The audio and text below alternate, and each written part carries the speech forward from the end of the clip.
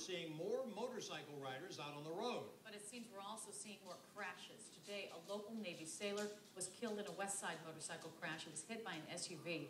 And we're told the sailor had just left a motorcycle safety training class on the base. It's just one of 4 major motorcycle wrecks we've told you about in the past week, 3 of which were deadly. Tonight, Channel 4's Scott Johnson spoke with people who teach motorcycle training classes who say now is the time for drivers to be extra careful on the road. Scott?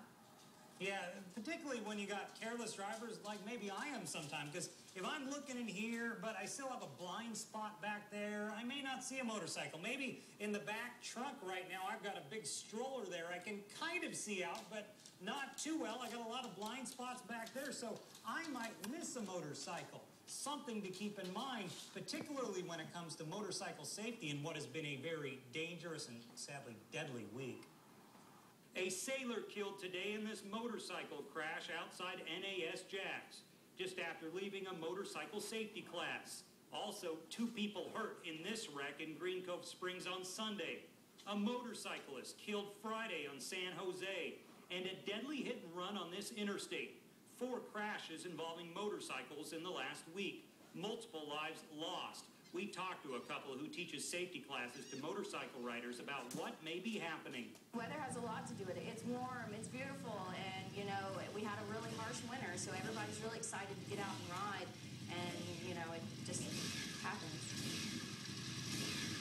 In some of the recent crashes, the motorcyclists were not at fault, but the Manguses say sometimes riders can take their own safety for granted. And not think about that what-if scenario. Now, there's obviously a lot of bad things that can happen to you if you wreck on a motorcycle, but it's the little things you may not take into account. Like, say, something chips your windshield, maybe hits your hand, hits your forehead at a high rate of speed. That can cause you to swerve. That can cause you to wreck, something people don't often think about. And people who drive cars may not even see motorcyclists until it's too late. And motorcyclists don't always have a way out. Most cars on the road, some of them are aware, some of them aren't. And there's no prediction. As motorcyclists, you know, you try to ride defensively and you try to predict, you know, what you think is going to be uncommon tends to be more common. Also talk to me about questioning media coverage, news coverage of how we tend to cover motorcycle crashes. They say something we always ask is, was the rider wearing a helmet or not? But they say something we tend to not focus on is what their license said. Mine doesn't say here that I'm certified to drive a motorcycle or ride a motorcycle. I'm not.